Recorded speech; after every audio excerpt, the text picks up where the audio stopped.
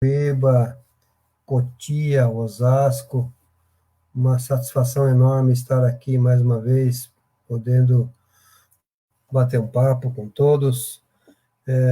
Inicialmente, quero estender aqui meus agradecimentos à Evelyn, funcionária da subseção de Carapicuíba, por estar nos dando esse suporte, à diretoria da subseção de Carapicuíba, representada pelo nosso querido presidente Paulo Kisse, por nos conceder esse espaço e poder hoje estarmos aqui discutindo assuntos de alta indagação, um assunto realmente interessante, e com esses brilhantes advogados, Dr. Douglas, de Carapicuíba, que é presidente da Comissão de Direito Imobiliário, Dr. Ricardo Monteiro, advogado aqui em Cotia, grande amigo, e especialista na matéria.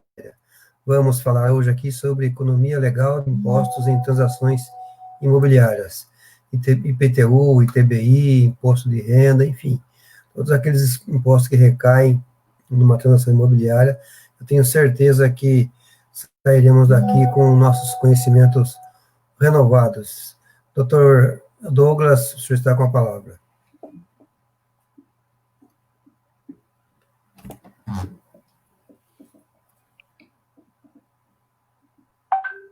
Boa noite. Boa noite, doutor. Boa noite, doutor Augusto. Agradecer aí pela explanação, pelo início dos trabalhos dessa live de hoje. Economia legal de impostos em transações imobiliárias. Vamos aí conversar com o doutor Ricardo, né?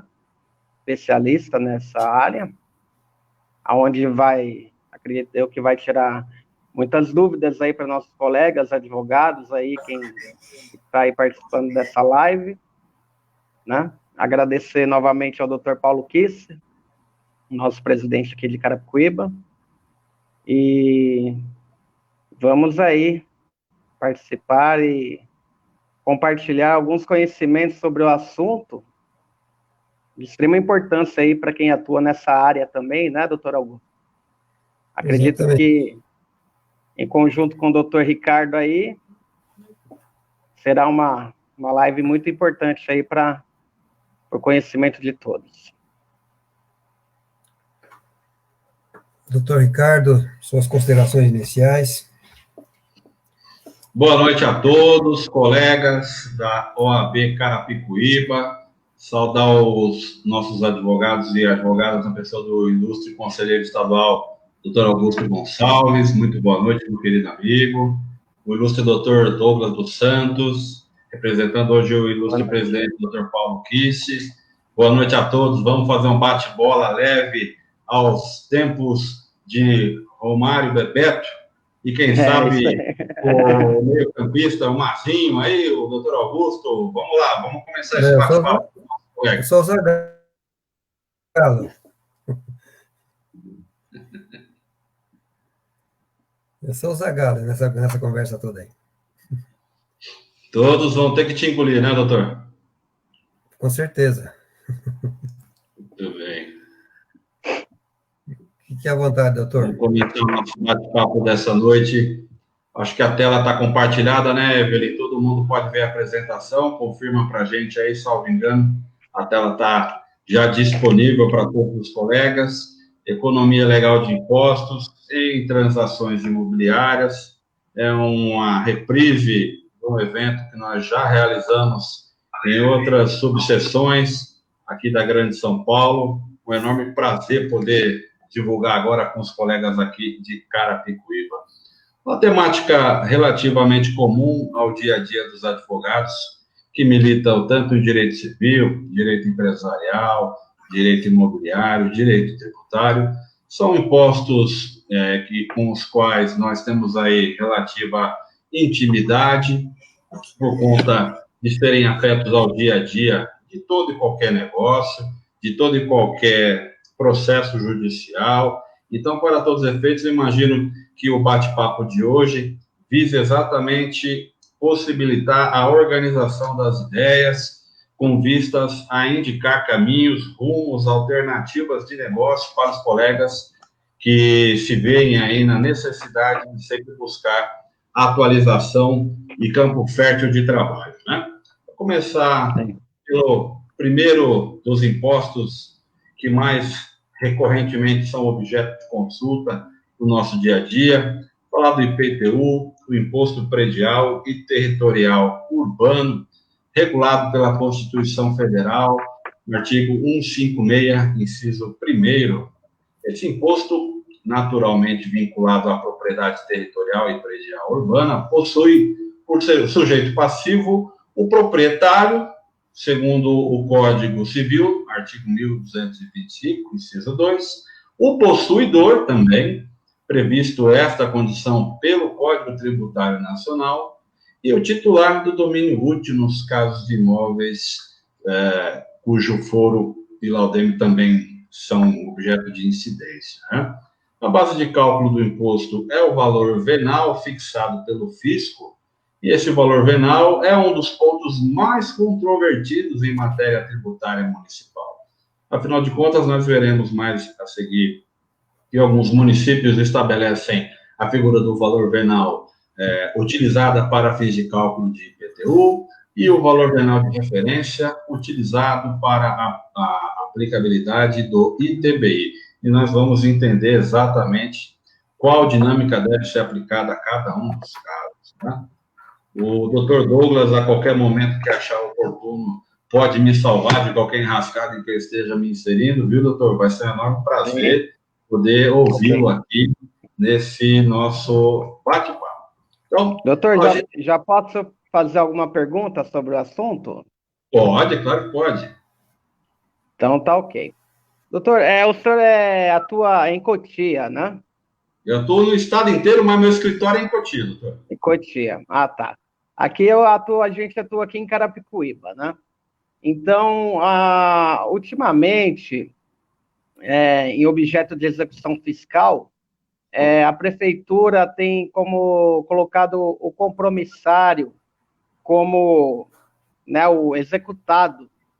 E algumas vezes, assim, porque não transferiu o contrato de compra e venda ainda, porque aqui em Carapicuíba muita gente compra através de um contrato de compra e venda, um instrumento de cessão e transferência de direitos, e não vai até a prefeitura para transferir o IPTU. Então, o que acontece? Ele, além de não transferir, não paga. Então, a prefeitura entra como execução fiscal. No caso, ele entra como compromissário ou como possuidor. O que o senhor entende nessa questão da execução fiscal? Se o proprietário ainda, se a prefeitura entra com uma ação contra o proprietário e não contra o compromissário, se ele ainda é qualificado como executado num processo de execução fiscal de IPTU?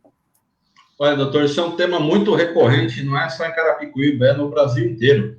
Porque é muito comum as pessoas entenderem que o mero compromisso de compra e venda resolve a situação da transferência de titularidade. E nós bem sabemos que não. No entanto, na prática, o compromisso de compra e venda é utilizado largamente, inclusive para alteração da base de cadastro do município, que, por sua vez, possui também a base de dados do proprietário, que consta do registro de imóveis. E não raro, os municípios ingressam com a execução fiscal contra o compromissário comprador, mas também, muitas vezes, contra o titular de domínio. E nessas hipóteses, o que se recomenda, o que tem sido a prática diária a favor do proprietário, que não é mais o titular do direito real, já transferiu para o compromisso de compra e venda, mas ainda consta no registro de imóveis, atravessar a exceção de pré-executividade, comprovando a venda ou compromisso de venda com um compromisso assinado com firma reconhecida e, desejavelmente, comprovando via declaração de imposto de renda que fez constar a alienação, né? O Código de Processo Civil estabelece que quando você não se reconhece sujeito passivo de uma dívida, você deve comprovar quem é o sujeito passivo, né? Então, esse é um ônus que incumbe ao proprietário. É de um todo desaconselhável que ele autorize a pessoa a ser a proprietária, entre aspas, através de um compromisso de compra e venda, justamente em função desse tipo de problema, né? Então, a gente desaconselha o mero compromisso de compra e venda, aconselha a escritura pública, que é aí o meio adequado para avançar com essa questão. Concordo com o doutor. Então, uma exceção de pré-executividade talvez resolveria um fato desse, né? Talvez pode resolver, não vai depender muito do entendimento do juízo, se ele compreende que, por exemplo, nos atos executivos, né, como penhora ou eventual arresto, a mera condição de compromissário e comprador é suficientemente capaz para autorizar a permanência apenas do compromissário junto ao sujeito passivo da ação, né? Não existe uma regra muito bem definida, mas na prática, o que nós enfrentamos no dia a dia é fácil de ser administrado através de exceções de pré-executividade. Tá ok, doutor. Concordo também. E aí eu trago aqui, além dessa questão, viu, doutor, que é um tema relevante, um dos temas mais corriqueiros, a questão, separei aí alguns temas relevantes que a gente pode bater um papo aqui, para dar uma tônica de quais são as medidas adequadas para a advocacia manejar no dia a dia, né? Então, a gente fala aqui, por exemplo, que é defesa ao município atualizar o IPTU mediante decreto em percentual superior ao índice de correção oficial. Isso é um assunto tão recorrente que enfrentado pelos nossos tribunais, que foi súmula 160 do STJ, né?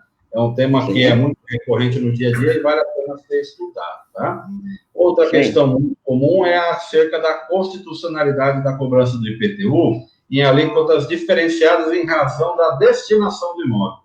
Então, você está lá com um imóvel comercial e o seu vizinho com um imóvel comercial possui lançamentos fiscais diferentes. Por muito tempo se acreditou que seria inconstitucional tal medida, mas os tribunais vêm pacificando, especialmente o Supremo Tribunal Federal, pacificando a noção de que é constitucional a diferenciação de alíquotas baseadas em destinação, tá?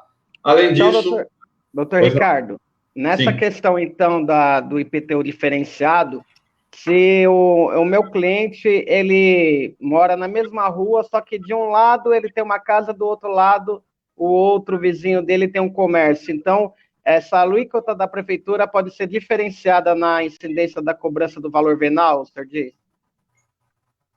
Foi considerado constitucional essa prática, doutor.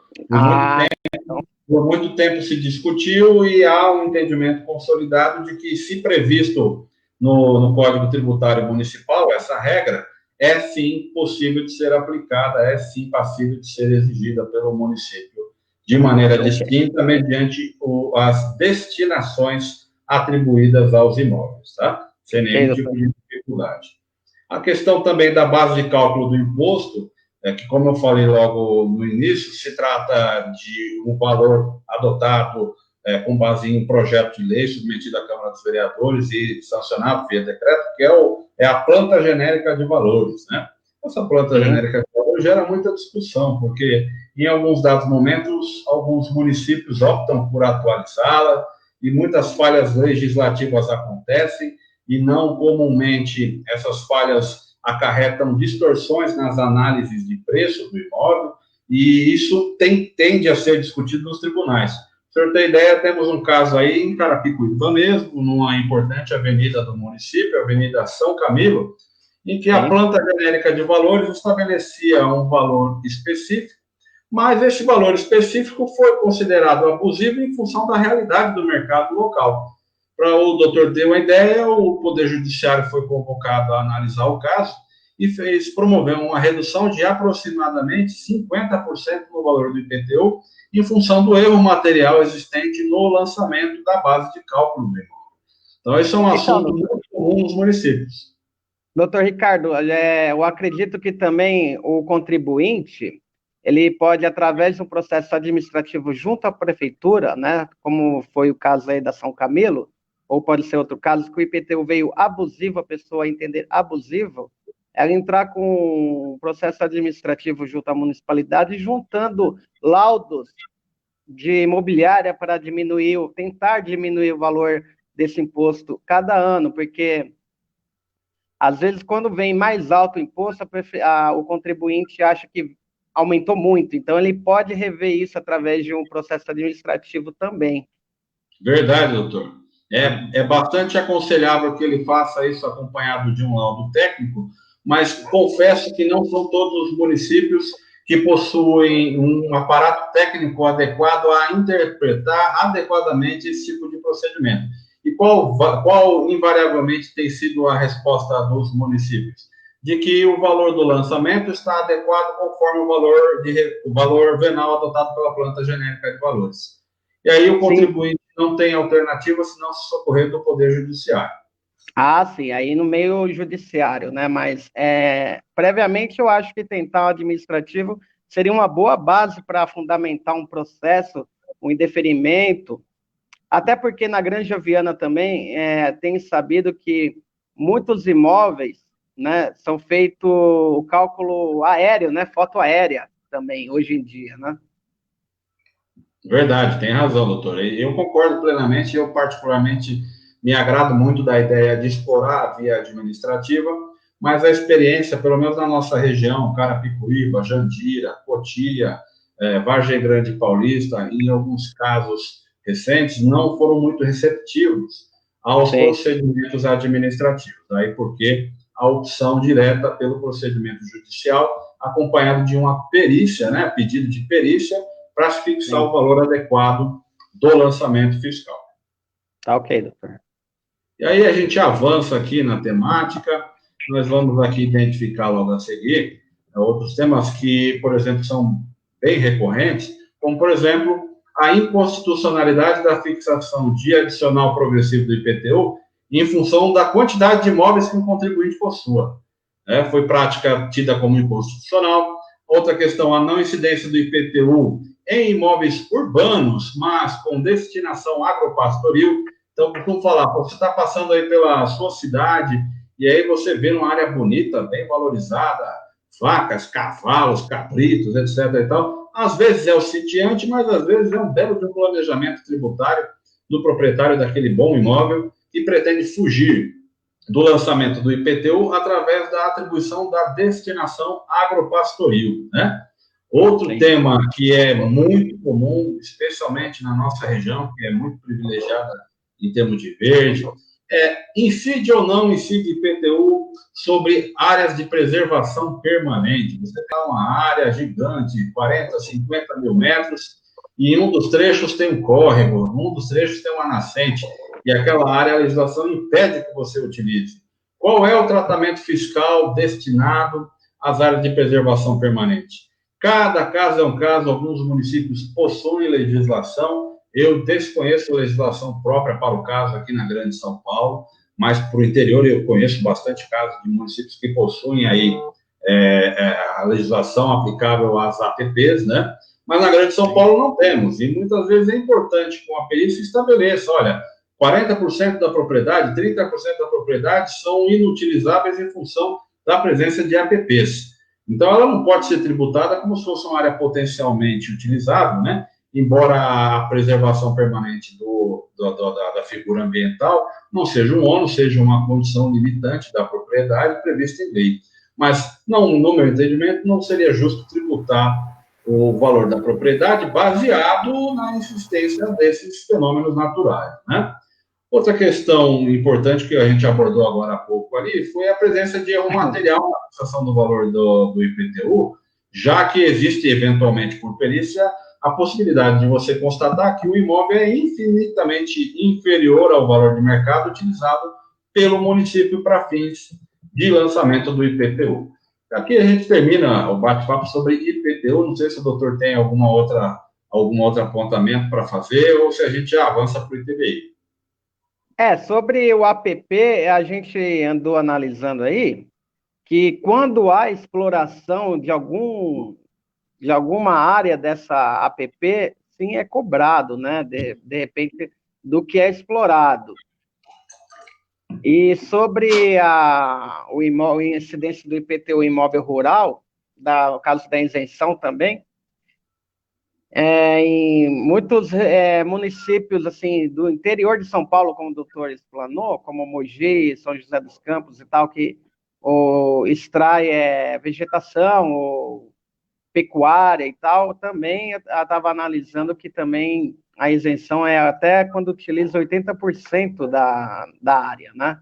Então, essa questão da isenção é importante verificar o uso de cada terreno, né?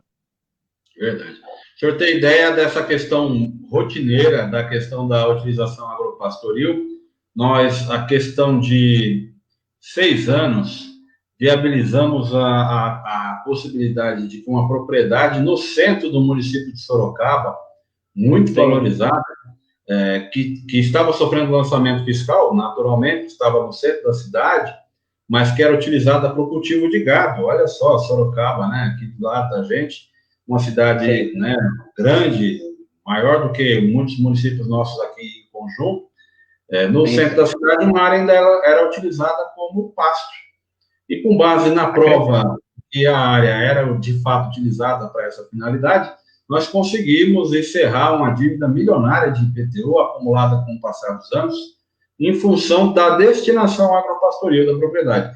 Então, é um tema que é importante que o advogado possua no seu repertório de soluções jurídicas, porque é mais comum do que a gente pode imaginar, viu, doutor Douglas? É interessante, né? É um processo onde você, tendo esse conhecimento, essa via de conhecimento, você pode também explorar para ganhar um dinheiro nos honorários, né? Trabalhando em cima dessa área, né? Esse é o objeto do nosso bate-papo, é trazer para os colegas ferramentas, aparato técnico relativamente simples, nada complexo, uma questão só de organizar as ideias, para que eles possam ter condições de oferecer mais soluções para os seus clientes, né? É sempre no intuito de colaborar com a advocacia. E aí, já passamos aí para o ITBI, que é o Imposto sobre a Transmissão de Bem Imóvel por Ato Oneroso entre Vivos, regulado também pela Constituição Federal, no artigo 156, inciso 2. O objeto do ITBI são as transmissões onerosas de bens imóveis e direitos reais, exceto garantias e cessões de direitos, já que, naturalmente, as cessões de direitos não geram transferência de direitos reais, né? O sujeito passivo é o adquirente do bem imóvel. A base de cálculo é um dos temas relevantes desse nosso bate-papo, é o valor venal ou o valor da transação. E aí eu trago aqui alguns temas relevantes sobre a matéria, entre eles a divergência entre o valor venal de referência, o valor de mercado e o valor venal para fins de IPTU também, viu, doutor Douglas? Eu acrescento. Para que o senhor tenha ideia, recentemente o Tribunal de Justiça de São Paulo novamente se manifestou sobre o tema, estabelecendo que é ilegal aos municípios a aplicação do ITBI baseada no valor venal de referência, ou seja, um valor venal apenas para cálculo do ITBI. E sim, é autorizado aos municípios a incidência do ITBI pelo valor venal, o mesmo utilizado para o cálculo do IPTU ou o valor de mercado, o que for maior, né? Se o valor venal do imóvel, infelizmente, possui uma diferença maior do que o valor da transação, é possível ao município exigir o cálculo baseado no maior? Embora eu, no meu entendimento, compreenda que a realidade econômica do negócio se sobrepõe ao parâmetro fiscal. Em alguns casos, já obtivemos decisões favoráveis, tá? Mas trago aqui o elemento a debate. O outro tema interessante, e aí o de número 2, em relação à integralização de bens imóveis ao capital de sociedade, né? Incide o ITBI sobre a diferença entre o valor que foi lançado, conforme o imposto de renda, e o valor venal. O tema é muito atual, realmente, questão de 25, 30 dias, o Supremo Tribunal Federal julgou o tema de repercussão geral número 796, que fala sobre o alcance da imunidade tributária do ITBI, e lá a decisão definiu que a imunidade é pura e exclusivamente limitada ao valor venal, ao valor de lançamento do imóvel com base no imposto de renda. O que exceder não é e não estará imune ao imposto de renda, ao imposto de transferência de bens imóveis. Traduzindo, se o imóvel foi lançado por um valor de 1 milhão, mas o valor venal é de 2 milhões, a imunidade é para até 1 milhão.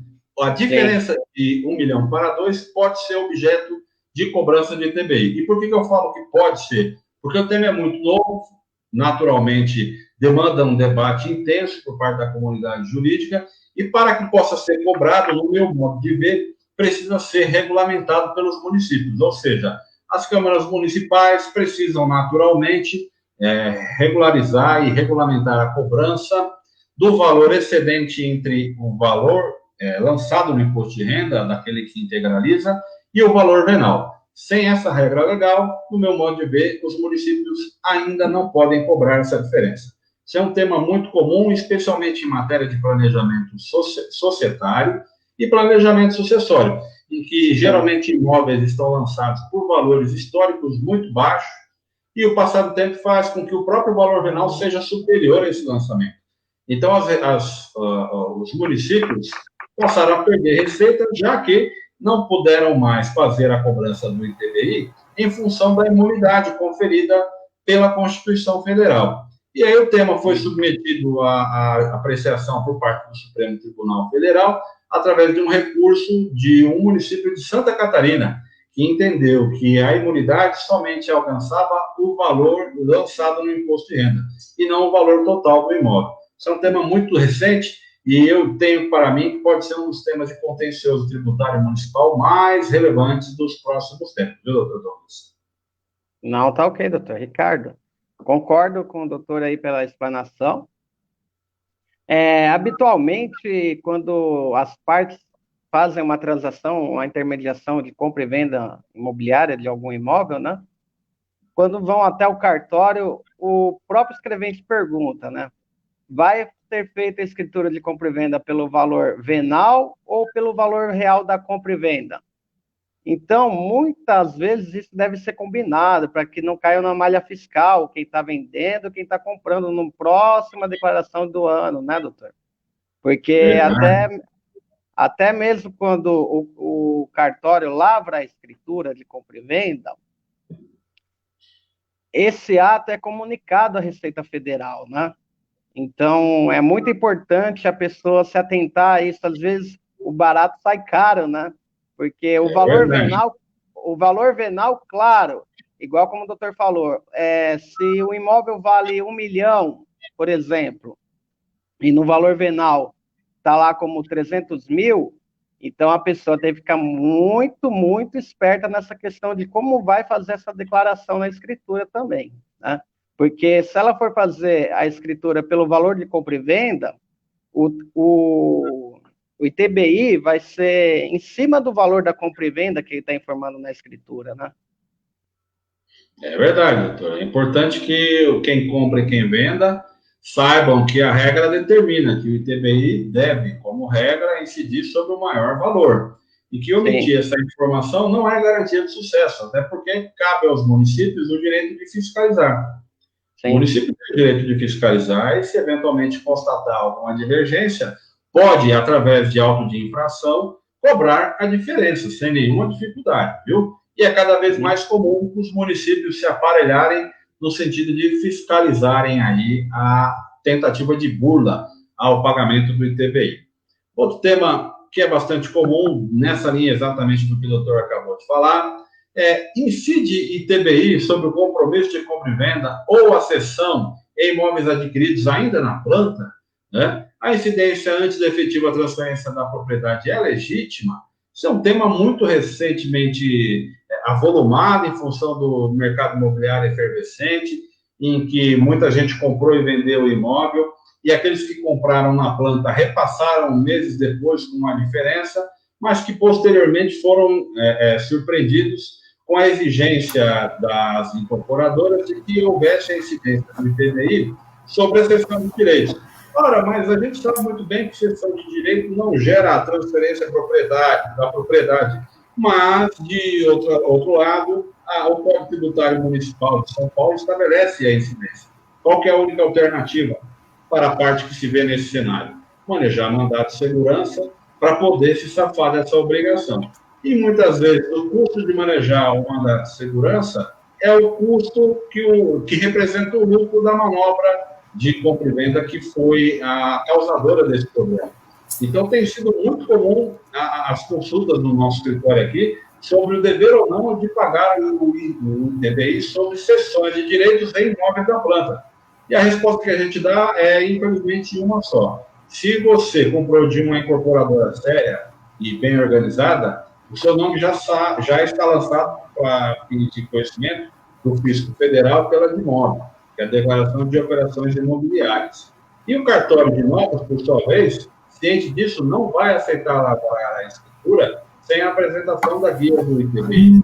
Portanto, a única alternativa que resta é o ingresso de uma ação judicial para que você, no caso do cedente, se veja a salvo de recolher o ITBI sobre uma mera sessão realizada. É algo que costuma dar trabalho, costuma dar aí prejuízo para as pessoas, já que compram e criam ali uma condição de um pequeno spread, de um pequeno lucro, e fazem disso uma atividade recorrente. Mas a prática do dia a dia tem demonstrado e comprovado que muitas vezes o título tem sido calculada, especialmente na hora de lavar a escritura do cartório. Viu? Outra questão bastante recorrente em termos de consulta é a incidência do ITBI sobre partilha de bens. E aí a resposta que a gente precisa dar é relativa, é o famoso depende. Se houver, como de fato há, a presunção de gratuidade, no caso de transferências imobiliárias de sociedade conjugal, por exemplo, divórcio, separação de divórcio para partilha de bens, a presunção é de que haja gratuidade. No entanto, imagine só, doutor Douglas, se um casal possuía lá uma conta corrente recheada e alguns imóveis, e a esposa ou o marido optam por um ficar com o dinheiro e o outro ficar com os imóveis. Entende-se gratuito a operação? Entende-se não onerosa essa operação? No meu entendimento, não. No meu entendimento, quando há uma divisão clara entre imóveis e dinheiro, perde-se a presunção de gratuidade da transferência e abre-se espaço para a incidência do ITBI. Portanto, a prova cabe exclusivamente ao físico. E não raro, hoje em dia, os divórcios serem elaborados em cartório, basta que se proceda com jeito adequado, com modo adequado, a uma cópia do plano de partilha de bens, para que você comprove, por exemplo, de divórcio. Com o dinheiro e outro com os imóveis, né? Sim. Esse é um doutor, tema... Também tem a questão que se a ex-mulher ou ex-marido for adquirir, né, na divisão aí, na partilha do divórcio, a parte que era cabível ao outro, então quer dizer que vai incidir o ITBI sobre aqueles 50%, né? Exatamente, essa é a regra legal. Aí certo. O assessoramento do advogado faz toda a diferença. Ou se de repente alguma partilha, o ex-marido ficou somente com 20% daquele imóvel e está ali, fez uma escritura sobre isso e vai registrar, então vai ser calculado o ITBI em cima desses 20%. Existe a prova, a necessidade de prova, e essa necessidade de prova incumbe ao físico, né? Ele vai ter que provar a dinâmica para poder lançar a diferença do imposto. Agora, se no caso, esse ex-marido, no caso, um exemplo, faz uma doação da parte dele para algum filho, no caso, caberia o ITCMD? Exatamente, que a gente vai ver logo na sequência, a diferença que trata de um ato gratuito, portanto, mais caro em termos fiscais do que o ITBI que a gente está finalizando aqui agora. Ok. Então, a gente avança também. Diga, doutor Augusto. Uma questão aqui do doutor Rafael de Santana, Parnaíba, amigo nosso, grande companheiro. Ele diz que em Santana do Parnaíba tem um decreto que o ITBI tem como base, não pode ter como base o valor inferior ao dobro do valor venal. Você vê alguma ilegalidade nisso? Porque trata-se de um decreto que regulamenta essa matéria. Eu afirmo que o decreto é absolutamente teratológico, não tem embasamento legal nenhum, nem encontra respaldo na jurisprudência. Deve ser atacado pelo colega no tribunal e certamente logrará isso.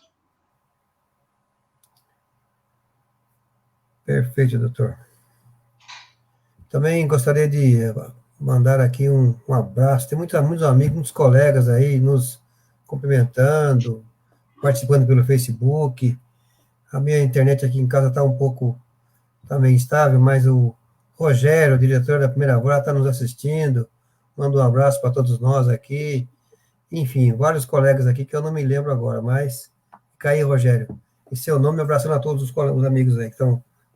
Há diversos colegas aqui realmente prestigiando aí o nosso bate-papo, audiência boa aí, doutor Augusto, doutor Douglas, doutor Paulo Kisso, certamente. A audiência está boa aí. Tomar cuidado para não falar muita bobagem aqui, doutor Augusto, doutor Douglas. Tá certo. Um abraço a todos os nossos amigos aí que estão prestigiando nossa live aí, referente ao assunto. E nessa questão aí do direito imobiliário, né? O doutor Ricardo aí, exímio profissional nessa área. Não, imagina, doutor, de forma alguma. A gente tenta aprender um pouquinho a cada dia. E eu, quando eu tenho a oportunidade de sentar aqui de frente aos colegas, nem que virtualmente, mais aprendo revisitando as perguntas do que ensino alguma coisa, viu? Isso é fato. Ok. Então, vamos lá adiante. Já vamos aí para 35 minutos de bate-papo. E outro tema relevante que nós, no dia a dia, enfrentamos é a incidência de ITBI sobre a redução de capital social, ou através da desincorporação de imóveis, ou sucessão empresarial. E esse é um tema tão complexo que demandaria um bate-papo só sobre isso, né? A gente fala da formação do capital social, né, como uma regra imune à incidência do imposto, por previsão constitucional, e a mesma regra se aplica à redução do capital social, em que a empresa não está distribuindo lucro, ela não está criando uma manobra no sentido de que o sócio receba imóvel, ele está simplesmente reduzindo ou restabelecendo o capital, né? Então, são casos em que, como regra, não incide o ITBI, tá?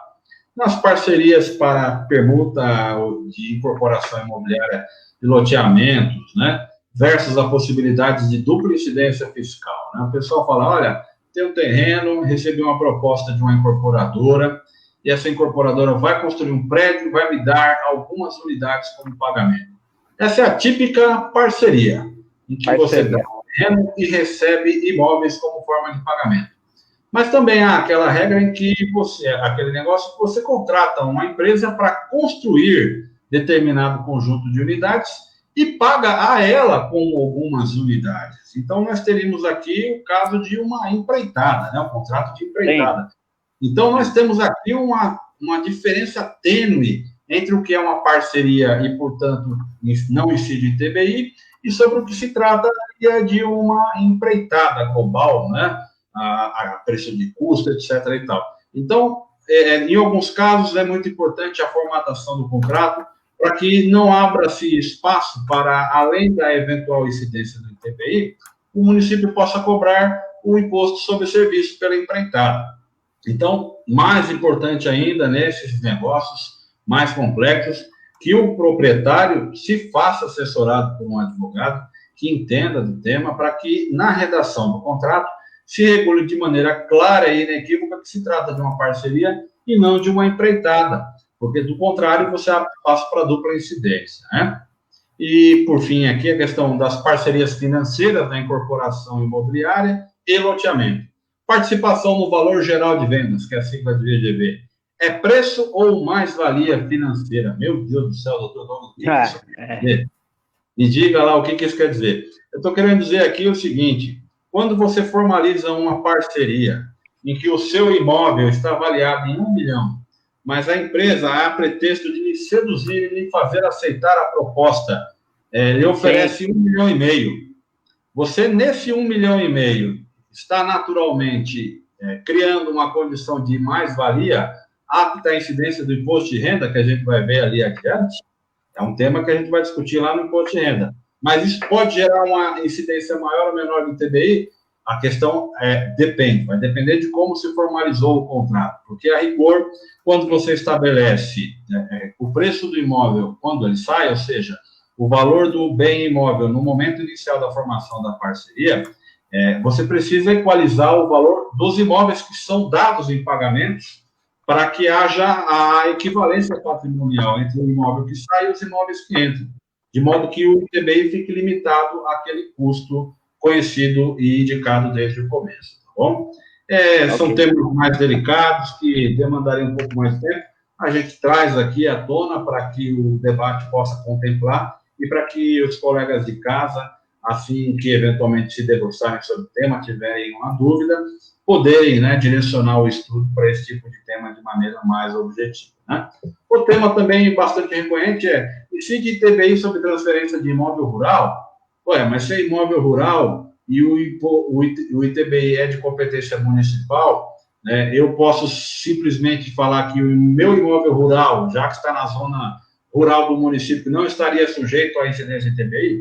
E a resposta é não. Incide ITBI também sobre a transferência de imóveis rurais, tá? Critérios como o valor de transação, o valor da terra nua, são objeto de análise e interpretação através da declaração territorial rural, que é o famoso ITR. Esses são os parâmetros que o advogado deve considerar na hora de lançar o imposto, tá bom? E outro tema também bastante recorrente, especialmente em tempo de crise, naquele caso, doutor Douglas, em que a pessoa compra um imóvel financiado e, infelizmente, não consegue efetivar o pagamento total. E o banco vai lá e consolida a propriedade, ou seja, traz o imóvel de volta para o domínio do banco. Esses bancos, esses agentes financeiros, passaram a praticar a tese de que não se trataria de uma transferência de bens imóveis, e sim de uma mera reformulação da condição da propriedade para se exigir o cumprimento de uma garantia.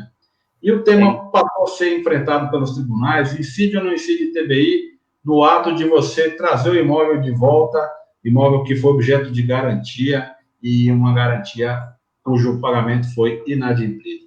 E os tribunais estão consolidando o entendimento de que, sim, incide o ITBI, tá certo? A rigor, não há que se falar em não incidência do ITBI. E, por fim, o tema 10 aqui de ITBI, que o doutor Augusto é uma fera sobre o tema, um dos primeiros advogados da Grande São Paulo a conseguir viabilizar o usucapião extrajudicial, vai falar um pouco sobre isso. Incidência do ITBI sobre a aquisição da propriedade via usucapião. Nós entendemos que não incide, que existe aí a presunção da gratuidade do ITBI. No entanto, é lugar comum a cobrança do imposto. E eu entendo que a prática está correta, de que incide sim o ITBI para a verbação da carta de sentença que reconhece o usucapião judicial e para a escritura pública que reconhece o usucapião extrajudicial. Afinal de contas, o imóvel possui um valor econômico e ele não foi transmitido por ato gratuito, foi transmitido, em tese, por um ato oneroso, que é o exercício da posse, e como nós vimos, o objeto de incidência também, a posse como um direito passível de ser transferido. Então, no meu modo de ver, de maneira muito objetiva, sem adentrar ao mérito da questão, sem entrar na questão mais acadêmica, eu defendo a ideia de que sim, incida a ITBI sobre o registro de usucapião. O doutor Augusto, gostaria de ouvir o doutor Augusto sobre isso. Bem, Ricardo, eu entendo que não incide o ITBI, porque a usucapião, ela vai depender de uma ação declaratória. Até então, ele não tinha certeza de que essa posse se transformou em domínio. Eu entendo que só após a declaração do domínio pela via da usucapião, ela por si só, ela não impede, ela impede a incidência do ITBI, porque não houve aí uma transmissão, uma alienação, né, do imóvel, e sim uma declaração de que, a partir daquele momento, ele se torna proprietário, que é quando você registra a carta de sentença no registro de imóveis. Eu entendo que, nesse caso, o ITBI não tem incidência. É um tema complexo, doutor Augusto. Eu acompanho o entendimento do doutor Augusto, até porque a incidência, o fato de gerador do ITBI é a transmissão da propriedade, né, doutor Augusto? Exatamente. E no caso da ação de usucapião, é uma aquisição da propriedade diante da posse comprovada pelo tempo, né? Boa-fé, justo título e tal, né? Então, a usucapião, eu acabei de registrar um mandato de registro de usucapião aqui em Carapicuíba e não tem tido a cobrança do ITBI, não. Não é um tema pacificado, doutor Douglas, alguns municípios exigem, daí porque eu indiquei aí nos nossos temas relevantes para debate, é um tema em formação e em consolidação. Há os que defendem a incidência, como eu, e aos que defendem a não incidência por se filiarem ao entendimento explanado pelos colegas aí. É natural que a gente procure economizar para o nosso cliente, mas é natural que a gente se preocupe em saber que o tema não é um tema pacificado, né? Então, daí o porquê o tema ter sido trazido ao debate nesse nosso bate-papo aqui, tá bom? E aí, com base nisso, a gente avança para o famoso imposto de renda. Está regulado pelo Regulamento do Imposto de Renda, cuja sigla é RIR. Doutor Douglas consegue pagar imposto de renda? Doutor Ricardo. Pois não. Só para finalizar a questão do ITBI, um imóvel adquirido através de leilão, né? Se o valor venal for inferior ao valor praceado, qual deles será possível a incidência do ITBI? No nosso entendimento, incide sobre o maior valor, já que é o valor economicamente comprovado como sendo pago pelo imóvel. Perfeito. Doutor Douglas, alguma ponderação? Não, doutor. Não, aqui, por enquanto, tudo de acordo. Maravilha. A questão agora do imposto de renda, né? O regulamento de imposto de renda, decreto 9.580 de 2018, foi uma atualização do imposto de renda, e o objeto é a tributação da diferença positiva entre o valor de venda e o custo de aquisição de um imóvel. Então, nós estamos falando da figura do lucro, né? Quem comprou por 50 mil e vendeu por 250 mil, tem um lucro de 200. Então, portanto, ele precisa ser tributado com base nessa diferença positiva, nesse lucro, né? E aí as alíquotas sofrem uma diferenciação em função do valor do ganho de capital propriamente dito. Então, nos imóveis cujo lucro tenha sido de até 5 milhões, a alíquota é de 15%. Naqueles entre 5 e 10 milhões, a alíquota é 17,5%. Entre 10 e 30 milhões, 20%. E acima de 30 milhões, o percentual do imposto de renda é de 22,5%. Tá? Aí nós apontamos para os temas relevantes do imposto de renda, já nos aproximando do final, próximos que estamos aqui do limite do nosso tempo, que a permuta física entre imóveis está livre do ganho de capital, ou seja, você tem um imóvel que você não tem mais interesse em se manter como dono, e quer trocar, fazer uma permuta com alguém, esse imóvel, naturalmente, desde que não haja uma troca em dinheiro, que a gente denomina de torna, não incide o imposto de renda sobre ganho de capital. Tá? Há isenção também de ganho de capital para operações de venda de imóveis mensais e inferiores a R$35 mil, tá bom? Aí também isenção de ganho de capital para a venda do único imóvel no valor de até 440 mil, se este for o único imóvel alienado nos últimos 5 anos. Então, de 5 em 5 anos, as pessoas têm a isenção de uma venda que se realize até 440 mil. E também a isenção do resultado da venda do imóvel residencial, mediante emprego do recurso daquela venda, na aquisição de um novo imóvel no prazo de até 180 dias. Tá? Aí, um tema muito comum, muito recorrente, objeto de muitos erros de contabilidade, o Dr. Douglas falou que tinha um pouco de contabilidade, tem mesmo, que é a história da atualização da declaração do imposto de renda. Muita gente fala, não, eu vou atualizar o meu imposto de renda, mas, afinal de contas, você pode atualizar ou não pode atualizar? E aí nós temos uma tabela prática que fala, na prática, de fato, quais são as reduções permitidas pelo fisco com base no tempo em que você se mantém como dono do imóvel. Então, você veja aí que a primeira coluna e a primeira linha fala de ano de aquisição, 1969. Você tem uma redução de 100% do ganho de capital, do custo de aquisição, ou seja, você pode atualizar isso em até 100% em função dos diversos regimes financeiros, né, cambiais, monetários, melhor dizendo. E aí, com o passar do tempo, vocês vão vendo aí que ano a ano essa alíquota vai caindo em 5%, até chegar aqui em 1988, e você ter aí uma redução possível de, no máximo, 5% desse valor do custo de aquisição, que é a famosa atualização, né? E aqui os temas relevantes do imposto de renda são eles.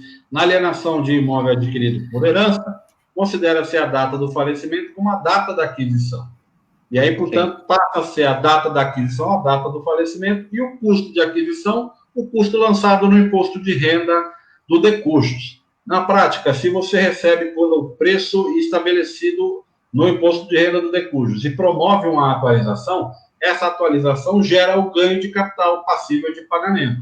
Então, esse é um dos erros mais comuns na hora de você declarar o imposto de renda nas declarações finais de espólio, etc. e tal.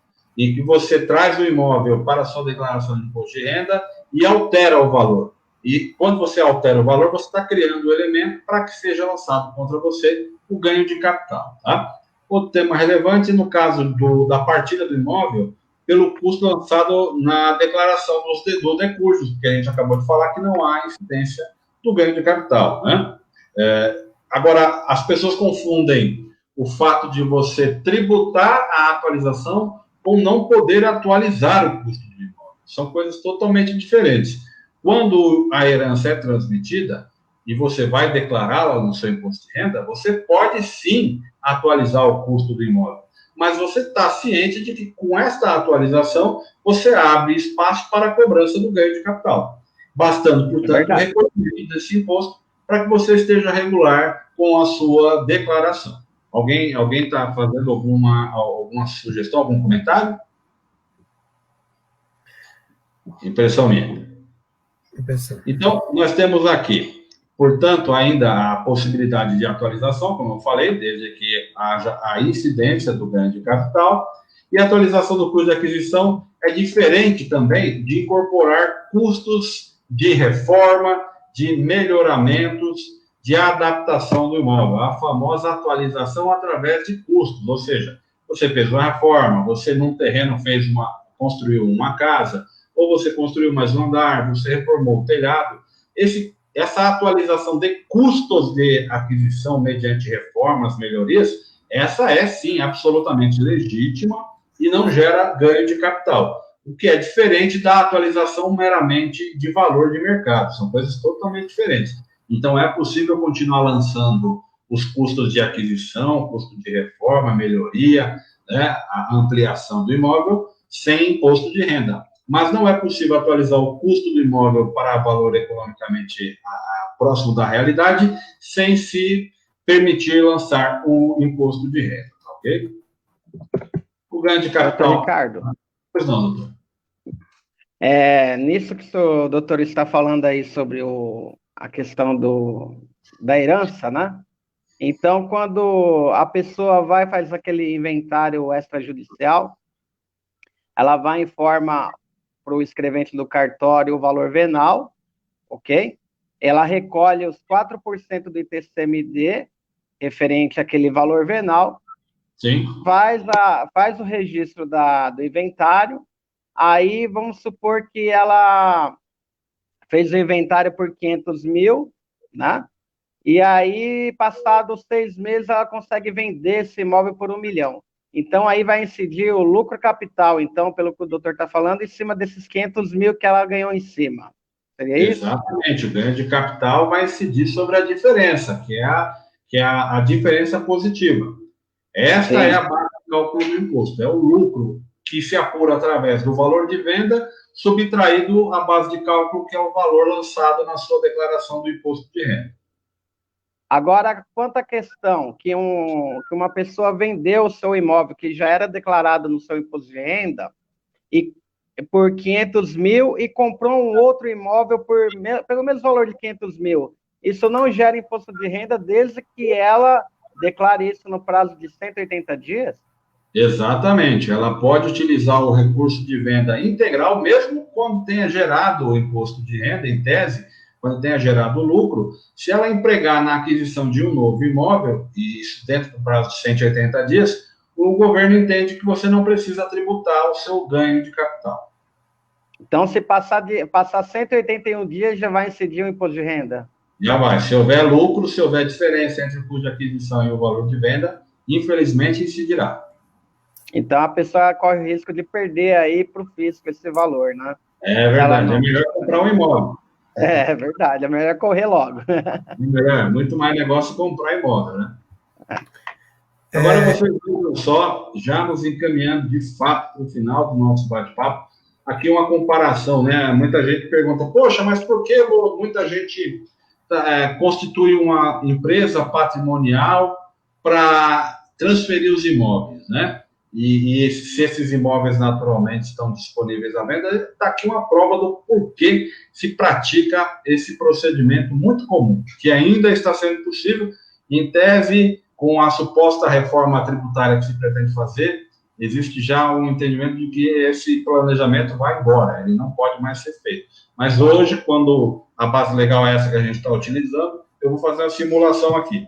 Imagine você que nos regimes tributários em que você constitui uma empresa, se você optar pelo lucro real, que é aquele regime através do qual você apura a receita e despesa e só tributa o lucro se ele existir. Se não houver lucro, você não vai tributar absolutamente nenhum valor.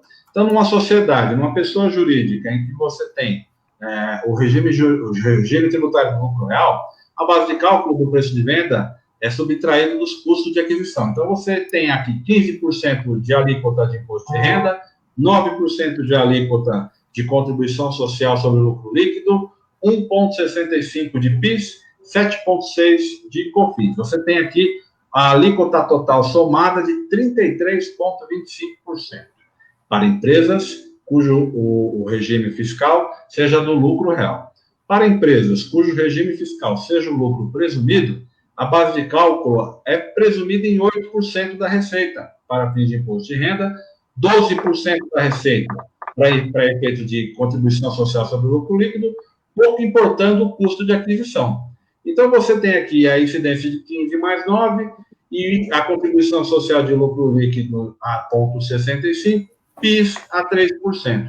O valor total somado, considerado as diferenças de base de cálculo aqui, é de 6,73%. E nós vimos lá atrás que o ganho de capital é de 15% sobre o ganho.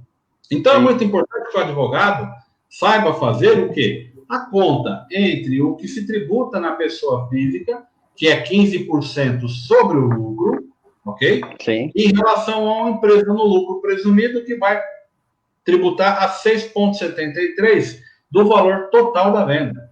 E não raro, doutor Douglas, muitas vezes é mais vantajoso você tributar o ganho de capital pela pessoa física do que o lucro presumido a 6,73%. Então, é uma regra que não muda a história de transferir para a empresa? Não é. Você precisa fazer a sua análise baseada nos números que estão utilizando o lançamento fiscal para efeitos de imposto de renda, por exemplo, os custos de transferência para a pessoa jurídica, etc. Então, uma análise um pouco mais técnica vai te indicar se o teu imposto de renda estiver bem feito, se o custo de aquisição do teu imóvel for mais próximo do valor de venda do que distante, vai valer mais a pena você vender pela pessoa física. Já se o imposto de renda for desatualizado, defasado e muito distante em relação ao valor de mercado, vai valer a pena você migrar para uma pessoa jurídica, porque lá você vai ter uma incidência menor de carga fiscal.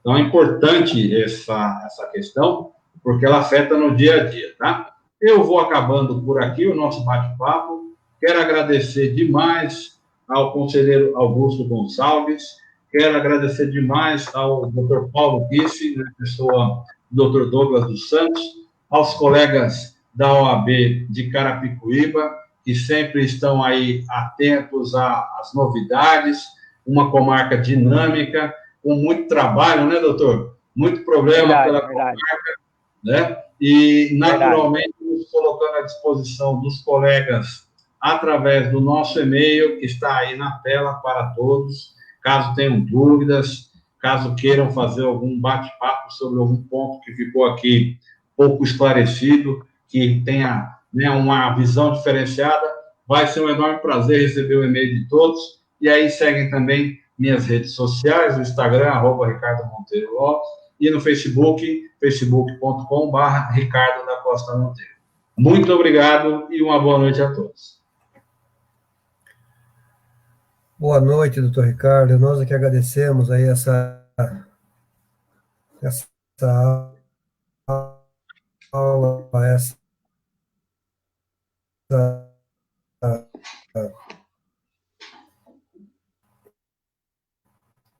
magníficos que colhemos a todos nós, foram mais esclarecimentos do que dúvidas, eu tenho certeza absoluta. Dr. Douglas também, muito obrigado pela sua participação, foi um grande prazer conhecê-lo, e agradecer também ao Dr. Paulo Kisse por abrir esse espaço aí para que possamos ter mais um bate-papo na nossa região. Aos colegas que estavam conosco, doutor Alexandre Volpiani, doutor Henrique Gonçalves, doutora Regina, doutora Júlia, não vou lembrar o nome de todos aqui, mas todos aqueles que estavam conosco, nosso muito obrigado, e em breve o papo e aos poucos aí tirando Aí, essas doutora dúvidas.